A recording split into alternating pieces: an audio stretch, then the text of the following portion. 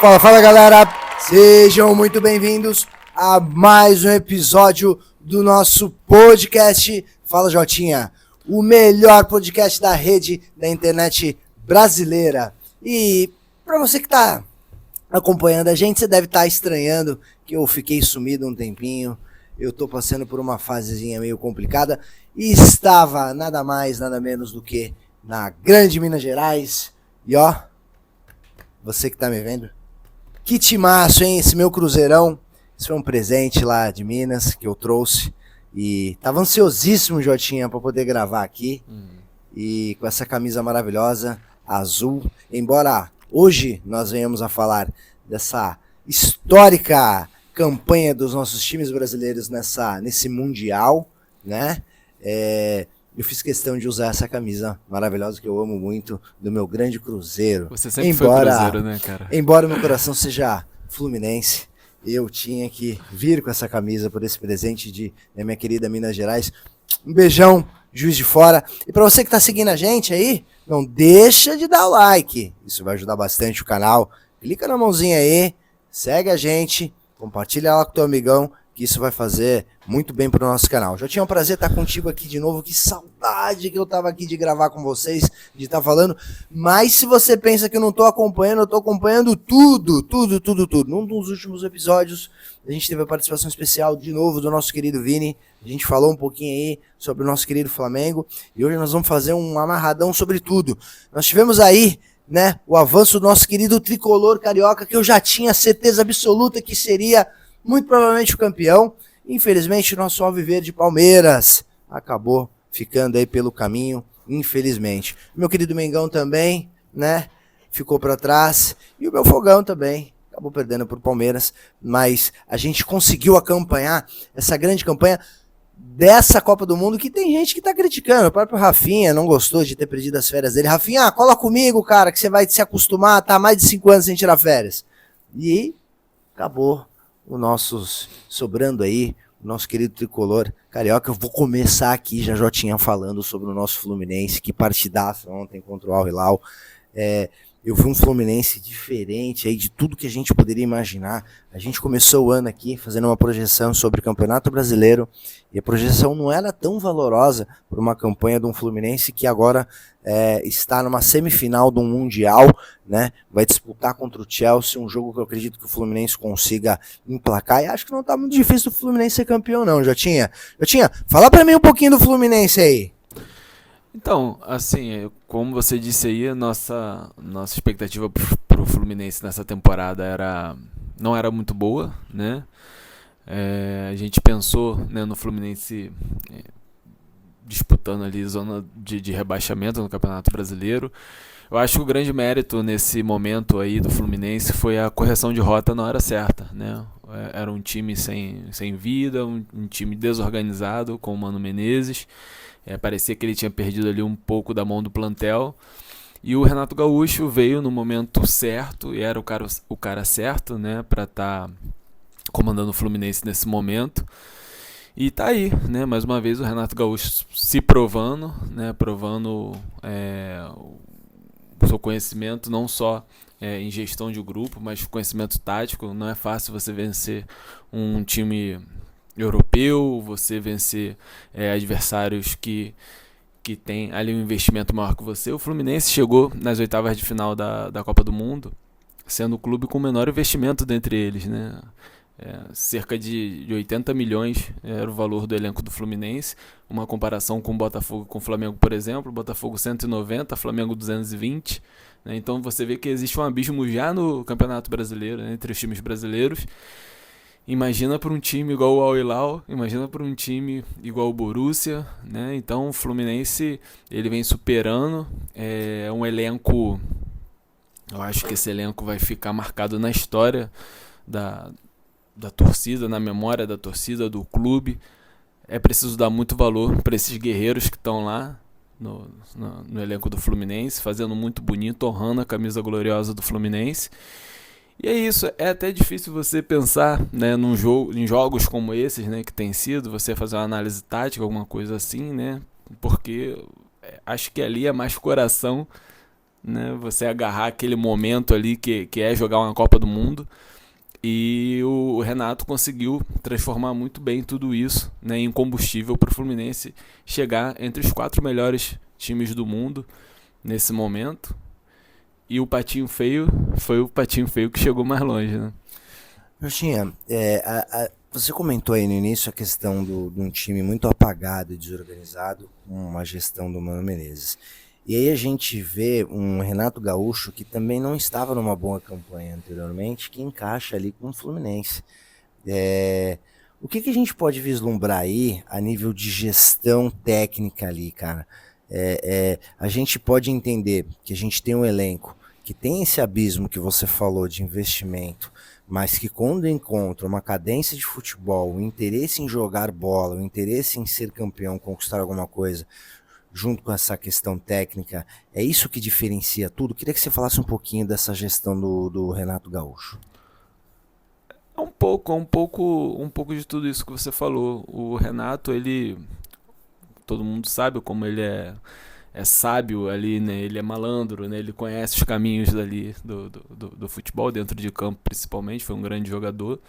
E como técnico, acho que é inquestionável dizer que ele é um dos melhores técnicos do Brasil, né? Não adianta você... Eu vi muita gente argumentando, né, contra Renato, mesmo após mais uma campanha, né? Porque a Copa do Mundo, cara, ela tem uma peculiaridade similar à Copa do Mundo de seleções, né?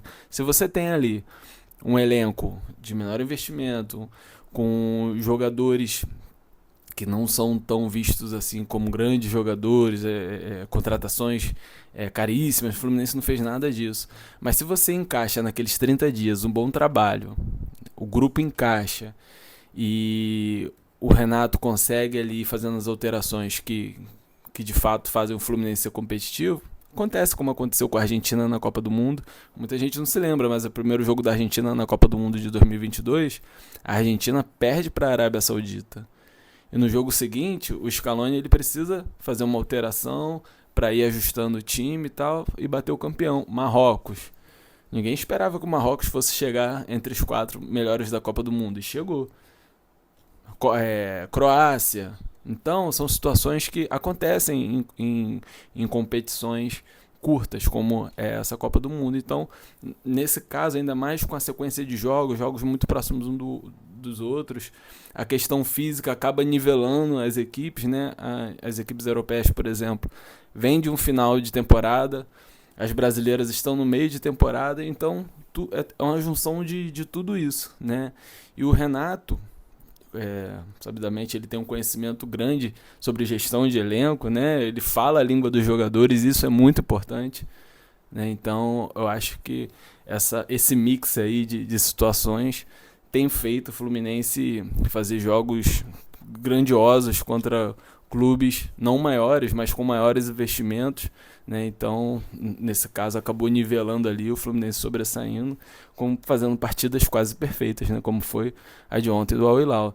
Gente, o Al Hilal, ele é um clube europeu, fora da Europa, né?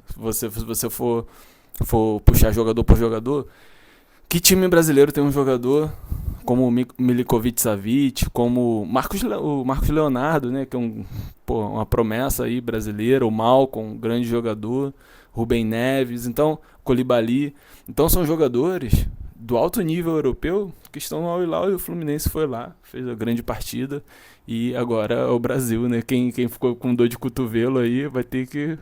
Olha, eu juro pra você que eu mesmo, sendo um grande torcedor do Fluminense, eu não esperava que fosse emplacar tão bem esse elenco. O que tá jogando o John Arias não é brincadeira. No último episódio que você gravou com o Vini, o Vini até falou com o coração ali, flamenguista, que o Arrascaeta teria sido o melhor jogador estrangeiro a jogar na história do Brasil.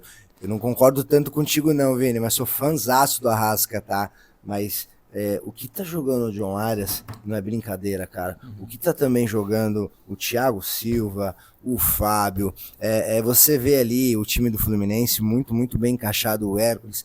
Cara, é fora do comum você ver um time de pouca expressão, não falando sobre a história do Fluminense, que não é isso, é um time de grande expressão, é um dos grandes maiores do Brasil, um dos 4 maiores aí do Rio de Janeiro, mas eu digo assim, a nível dos europeus que tem um grande nível de investimento.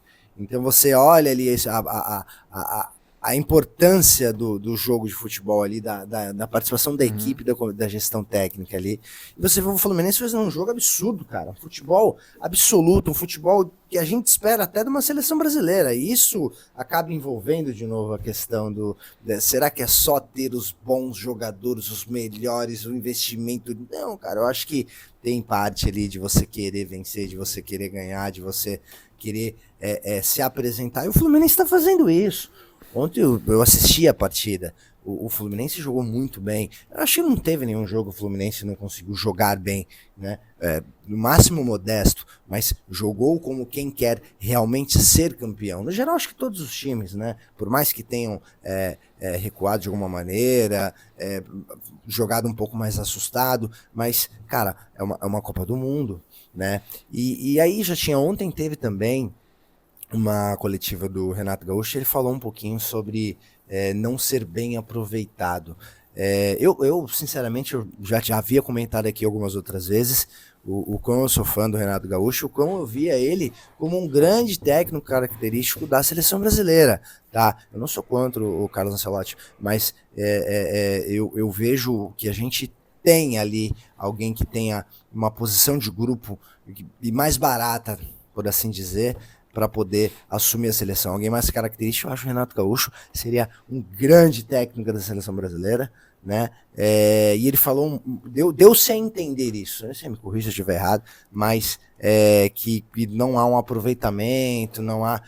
Hoje, como tá o Renato Gaúcho em relação a isso? Eu já achava ele um bom técnico, agora se prova mais ainda, o cara tá na semifinal de uma Copa do Mundo.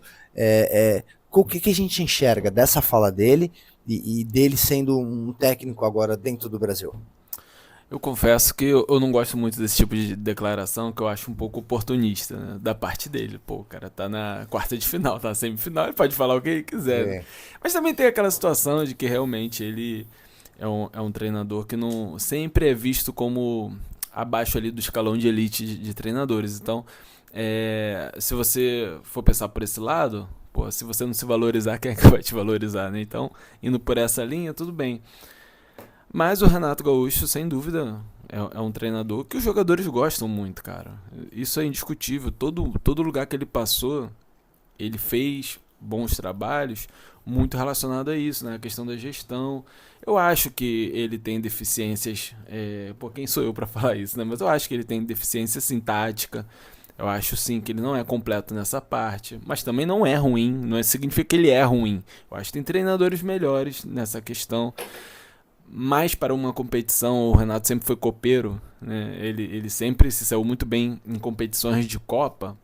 Para uma Copa do Mundo, dirigindo a seleção brasileira, porra, você ficar 30, 45 dias com os jogadores ali concentrados para ganhar uma Copa, ele poderia ser esse nome ideal, eu acho que encaixaria muito bem. Olha, eu acho que a importância desse trabalho de grupo, ela é quase absoluta, né? É o que você falou. Acho que ninguém vai ter tudo completo, né, cara? Os mais próximos aí são os maiores, né? Mas eu acho que essa importância de um bom trabalho de grupo é o que faz o time, às vezes, com menor investimento, chegar onde está chegando, né? Dentro de campo, quem é que toma as decisões? São os jogadores. Sim. Então não adianta você ter um técnico que faça, porra... A gente já viu, cansou de ver aí técnicos com boas ideias, mas que não conseguem engrenar o trabalho porque não tem essa questão que o Renato sabe levar muito bem. Então, dentro de campo, quem toma as decisões são os jogadores. Não adianta o cara ser bom, ser não sei o quê, mas se ele não deixar o seu time com tranquilidade, abrir a mente dos jogadores para eles poderem tomar as melhores decisões dentro de campo. E no Fluminense isso é o que tem acontecido, né? Os jogadores têm tomado as melhores decisões. E tem um outro fator, cara, que a gente não comentou aqui, que é bom a gente falar. O Fluminense, com esse poder aquisitivo menor do que os outros, ele tem ido por uma linha de investimento em jogadores mais experientes ao longo da gestão do Mário Bittencourt. Então, você vê o Fábio com 44 anos, grande ídolo do Cruzeirão da Massa. Tava meio que dado como fim de carreira, né? Goleiro de fim de carreira. Pô, e no Fluminense, agarrando em alto nível com 44 anos. O Thiago Silva, grande ídolo da torcida, jogando fino da bola.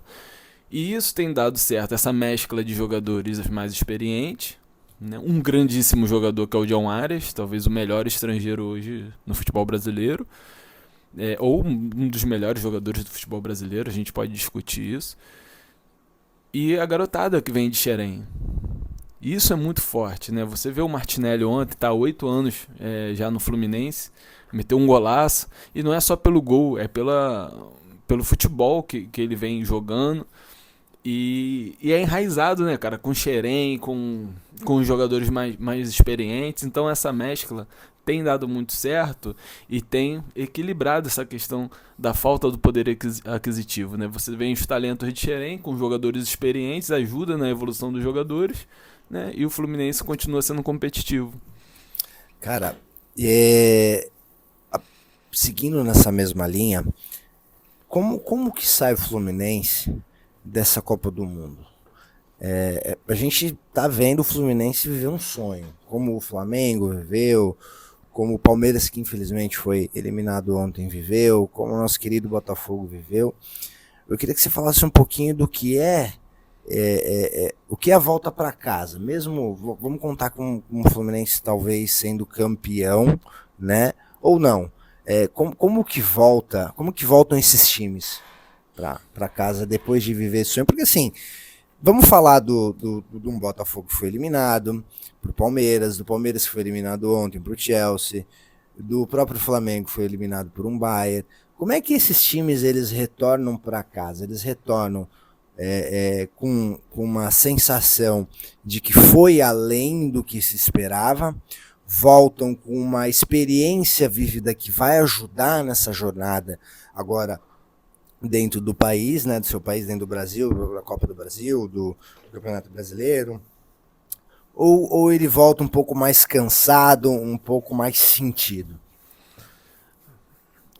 Volta tendo que jogar contra o Mirassol 8h30 da noite no Engenhão.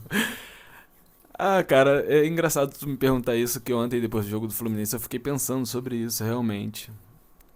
Se isso muda o patamar dos times, né, na disputa do Campeonato Brasileiro, Libertadores, Copa do Brasil, enfim. Eu fiquei pensando sobre isso. Eu acho que não, eu acho que, como eu falei aqui, é uma competição muito peculiar a Copa do Mundo, né? É um confinamento de dias ali dos jogadores, é aquele objetivo, né? E quando você volta para jogar um Campeonato Brasileiro, são objetivos mais curtos ali, mais a longo prazo, né? Você precisa ganhar um jogo em casa, tentar buscar um pontinho fora, então eu acho que meio que volta de novo pelo mesmo modus operandi, né? É preciso, num campeonato como esse, você não precisa ter um elenco tão recheado de grandes jogadores, né? É preciso ter um elenco forte, sim, mas o que eu quero dizer é que no Campeonato Brasileiro, se você perder algumas peças, você tem jogos em sequência muito rápido ali, você pode, né, se desviar do caminho, aí começa a pressão de torcida e não sei o que, e a Copa do Mundo tá meio que alheio a isso tudo, né? Vê até um caso que tenta sei lá, passar por cima disso que eu tô falando é o caso do Botafogo, que foi um caso também muito específico, né? O treinador foi demitido, né? Mas Fluminense, Palmeiras, Flamengo, acho que eles ficaram meio alheio disso. Acho que mesmo com as eliminações de Flamengo e de Palmeiras, o trabalho tá blindado, né? Antes do Mundial, ninguém esperava que os times fossem tão longe como foram, né? Principalmente Fluminense e Palmeiras. E o objetivo era fazer bonito, os times fizeram bonito e vão voltar, e eu acho que vai continuar tudo na mesma linha ali. Claro que no caso do Fluminense, é muito mais respeitado, principalmente internacionalmente, né? Porque eu queria falar do Palmeiras, né? Mas assim, você tocou num ponto que eu tenho que pegar essa âncora, né? Os times voltam, né, para suas realidades, né, e todos, mesmo aqueles que, como o Palmeiras, o Fluminense, que avançaram muito mais do que a gente poderia imaginar, e a gente fica muito feliz, obviamente, com isso, mas você tem um Botafogo que volta rachado, né?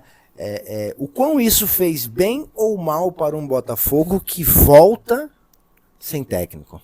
Para o Botafogo foi muito ruim.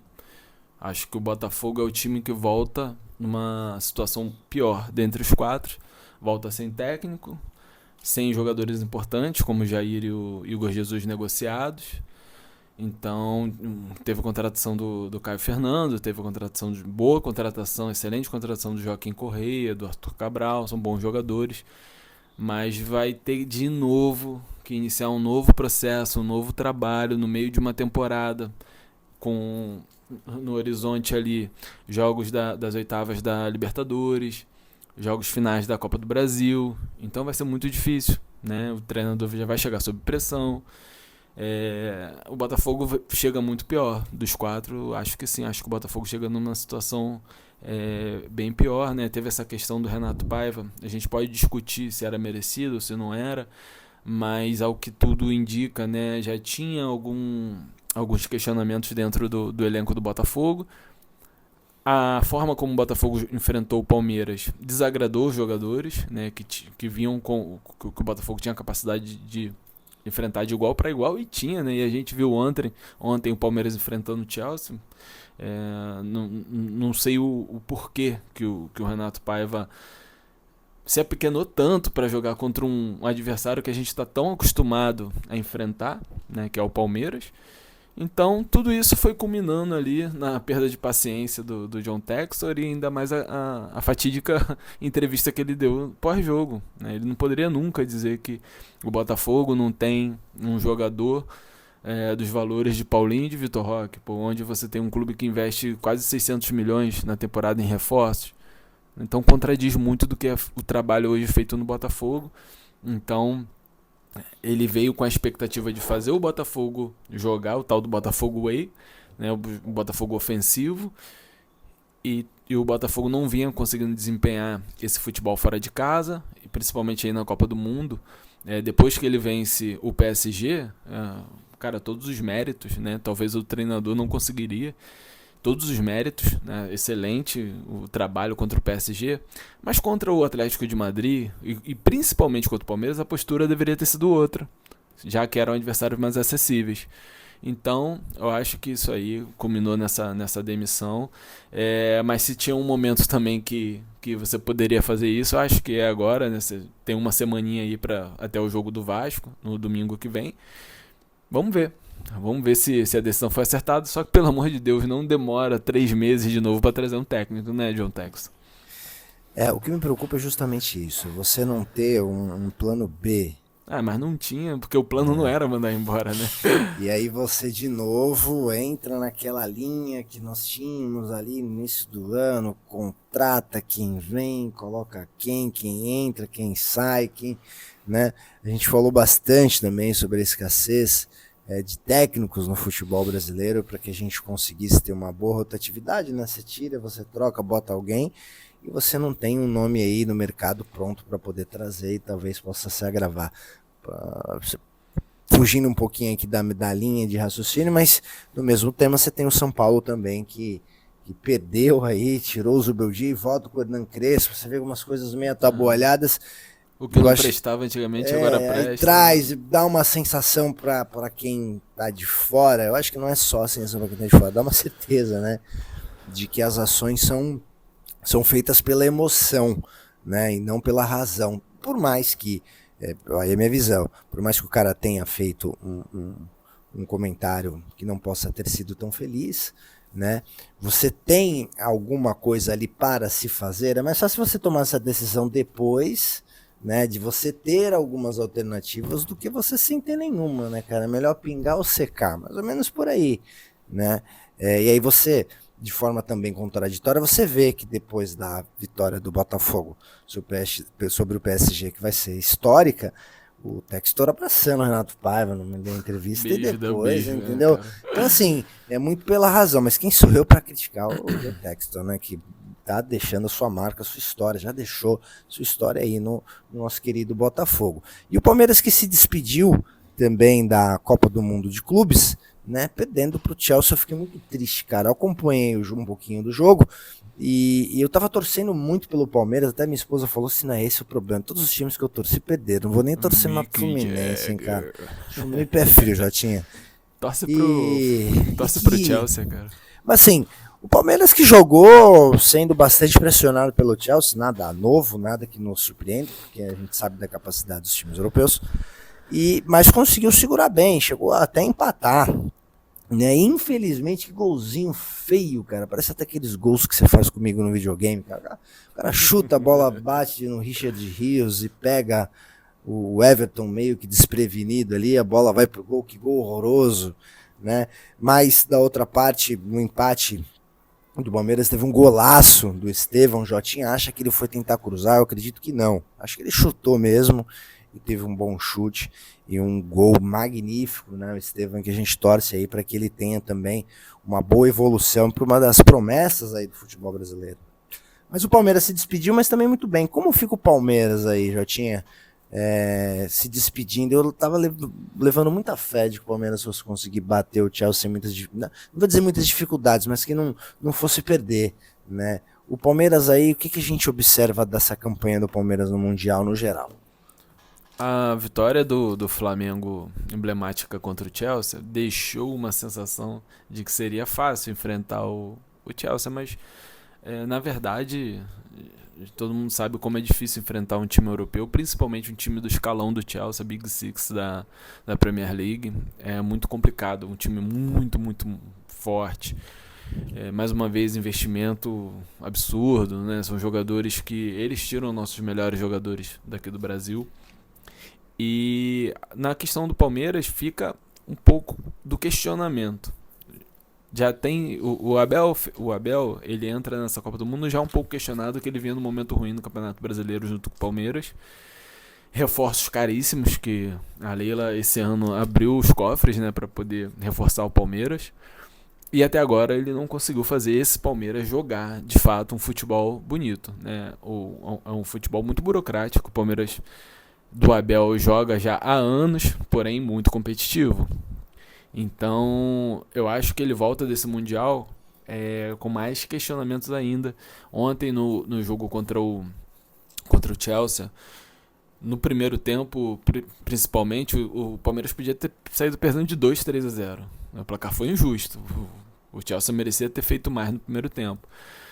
No segundo tempo, o Palmeiras consegue empatar, mas numa infelicidade ali, o Chelsea acaba fazendo um gol no finalzinho e se classificando. Mas eu acho muito pouco, né, o que o Palmeiras vem apresentando e o que ele pode apresentar. Então, vai muito agora da linha de saber, né? Eu acho que eu já vi muita gente pedindo a cabeça do Abel. Eu acho nesse momento loucura. Acho que até o final do contrato, acho que dá para levar, né?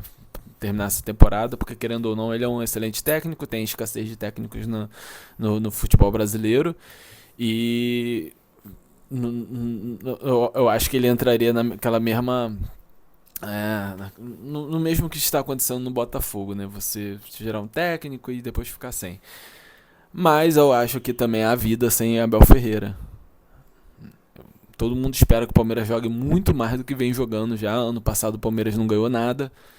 E um futebolzinho também muito pobre, né? Sempre a mesma coisa, sempre bola no Estevão ou cruzamento para a área. Bola no Estevão, cruzamento para a área. Agora o cruzamento na área não funciona mais porque o Vitor Roque é baixinho. Então você perdeu essa, né? Você perdeu essa estratégia. Então eu acho que é a hora do Abel sentar, um grandíssimo técnico, sentar, pensar em outras possibilidades, outras formas de jogar. O Estevão agora se apresenta no Chelsea, né? Marcou o gol contra o time que ele vai. Né? Vai perder o Estevão para a sequência da temporada. É uma hora de você encontrar de repente uma outra forma de jogar, sabe? Pensar em algumas alterações ali para tornar o Palmeiras jogando melhor, que eu acho que todo mundo quer ver e que tem se sentido decepcionado com a forma que o Palmeiras tem jogado. Em contrapartida, o Abel Ferreira ele tem interesse em renovar com o Palmeiras, né? Ele pediu 2 anos de contrato, né? Aliás, o Palmeiras falou que tem interesse em renovar por mais 2 anos. É válido, cara. É válido. Como é que você vai falar que um treinador que ganhou tudo que ele ganhou pelo Palmeiras não é válido você renovar? Talvez ele seja o melhor cara para fazer essa reconstrução do Palmeiras. Eu acho engraçado que ele tá blindado esses anos todos no Palmeiras. No Palmeiras, né? Sempre que ele é alvo de críticas, a Leila, ela protege, blinda o trabalho e no final acaba dando certo, o Palmeiras acaba sendo vitorioso, e eu acho que é isso mesmo, o treinador precisa disso, o treinador precisa de ser blindado para ter tranquilidade para fazer um bom trabalho. Só que agora, já há 1 ano e meio, o Palmeiras não vem fazendo um bom trabalho, pelo que tem em mãos, né? A gente espera mais do Palmeiras e, como todo profissional, o Abel merece ser cobrado sim, né? Mas isso não quer dizer que tem que ser mandado embora, que é o pior do mundo. Eu acho que é a hora de você sentar, ter alguém ali de peito, chegar, questionar ele sobre algumas coisas, fazer uma cobrança. Mas talvez ele seja o melhor cara ali para você estar fazendo uma reconstrução no Palmeiras. Que torcedor de qualquer time aí do Brasil que esteja insatisfeito com o seu técnico não gostaria de ter o Abel no seu time? Abel, se você sair do Palmeiras, você será muito bem-vindo no meu São Paulo, tá? Gosto muito, cara. 2 pessoas no Palmeiras que faria questão de estar no São Paulo para tirar o São Paulo dessa enrascada aí que ele tá se envolvendo e provavelmente não vai sair. Querida Leila e Abel Ferreira, para mim, seriam muito bem recebidos no São Paulo, né, cara? Pô, não dá para dizer que os caras não fazem um bom trabalho, né?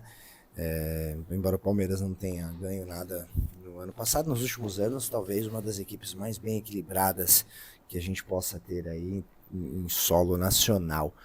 O Flamengo volta também, Jotinha, um pouco o sentido disso, a galera meio na bronca com a Arrascaeta, que não fez um bom jogo contra o Chelsea, não apareceu, volta um pouco mais cansado, aquele Flamengo falando bastante de elenco, que ainda está na querida Libertadores, mas diz que vai só priorizar o Campeonato Brasileiro. O que a gente imagina desse Flamengo aí? Felipe Luiz um pouco mais sentido, a equipe, a torcida flamenguista, que é extremamente exigente, volta aí com o Flamengo a se reatar, a ver o Flamengo jogando em competições brasileiras meio insegura? Acredito que não. O Flamengo é o líder do Campeonato Brasileiro. Ele... Entendeu? Ele é líder do Campeonato Brasileiro. Felipe Luiz vem fazendo um excelente trabalho no Flamengo. Tem algumas questões no Flamengo que são muito engraçadas, né? Eu vi alguns torcedores do Flamengo falando que era melhor perder para o Bayern da forma que foi do que ganhar, né, de um time europeu jogando recuado, retrancado. Mas eu acho que a grande falha do Felipe Luiz nesse Mundial foi a forma como ele entrou para jogar contra o Bayern de Munique. Logicamente, durante o jogo há momentos de equilíbrio, vai haver, como é o futebol, é o esporte, né? Mas ele mesmo se contradisse ali sobre até uma entrevista que ele dá quando o Santos vai enfrentar o Barcelona. Ele fala, tem que jogar fechadinho, enquanto europeu não dá para jogar aberto, senão não tem competição, o nível é muito maior, outra rotação, e ele fez isso contra o Bayern, né? Eu acho que não era a melhor estratégia. Eu acho que a melhor estratégia era você tentar ali jogar ali organizado, porque naturalmente o time europeu, a gente tem visto isso ao longo dessa Copa do Mundo de Clubes. O time europeu, ele enfrenta o não europeu, o time mais fraco teoricamente. Naturalmente ele acaba se desorganizando, porque é difícil enfrentar um time igual o PSG enfrentou o Botafogo, né? É difícil você pegar uma retranca bem feita, um time bem postado, um time aguerrido, jogando a 100%, 110%, é difícil. E o Flamengo estava com muita vontade. Eu acho que se ele tivesse, né, jogado ali organizadinho, fechadinho, os jogadores também entraram muito nervosos. Os primeiros 20 minutos ali do Flamengo foram irreconhecíveis, errando situações bobas ali, tem o gol contra, tem uma saída errada, então ali foram coisas ali específicas que acabaram Culminando, deixando aquele jogo ali praticamente irreversível contra o Bayern de Munique, mas o papel do Flamengo foi muito bem feito também no Mundial. A vitória contra o Chelsea vai ficar marcada na história, botaram os ingleses na roda, como eles gostam de falar, né? Mas a verdade é que, na minha opinião, a estratégia no jogo contra o Bayern foi falha. Eu com todos os times brasileiros, eu fiquei muito feliz. Um mix também, não vou chamar de surpresa, porque eu confio muito no futebol brasileiro. No futebol brasileiro que queira jogar, né? Quem não tem futebol brasileiro, não tem futebol argentino, não tem futebol inglês, tem o futebol da galera que quer ganhar, quer jogar. E a gente sente um pouco dessa falta na própria seleção brasileira. E quando você tem uma Copa do Mundo, ela expõe bastante disso, né? Olha como é uma questão de querer também, né? O investimento faz a diferença, óbvio, faz, isso não tenho dúvida. Mas a vontade de jogar bola, a vontade de ser campeão, acho que faz mais diferença ainda, né? E então eu fico feliz com o papel de todos os times que fizeram, né? Torci muito pelo Flamengo, tive esperanças de que fosse conseguir passar pelo Bayern, mas é aquilo que você falou, errou. Cara, não pode errar, né? Não, Tipo essa competição de não dá pra errar. Não dá pra errar. Nos pontos que o Flamengo errou, tomou gol. Nos pontos que o Botafogo errou, perdeu, tomou gol. Nos pontos que o Palmeiras errou, perdeu, saiu. E se o Fluminense ele não trabalhar o detalhe, porque a gente tá falando de uma competição de detalhe, é uma coisa que uma jogada que você perdeu, uma saída de bola, um gol que ontem o Palmeiras também perdeu um gol na cara, um cabeçado, se não me engano, do Estevam, bem na cara do gol, cabeceou mal. São lances que podem mudar o jogo. O próprio Fluminense passou por isso contra o Ulsan da Coreia, né? Jogo tranquilo ali, né? Ganhando, vencendo no primeiro tempo, amassando. Rapidamente tomou 2 gols. Se não corre atrás, perdia o jogo contra o Mamelodi, foi 0-0. Se o Fluminense toma um gol ali, era eliminado, entendeu? Essa competição você pode ir do céu ao inferno muito rápido. É o detalhe, cara. É você jogar pra não poder perder nada. Ganha quem erra menos. É por aí, entendeu? Além da vontade, é você trabalhar ali o emocional, o nervosismo do time. A gente viu um Flamengo um pouco mais nervoso com o Bayern, um Botafogo extremamente nervoso, recuado com o Palmeiras, e é isso que faz a diferença, fica claro ali, né? A pressão é tão alta que todas as evidências ficam muito claras, né? Galera, vamos chegando aí a mais um final de episódio do nosso podcast.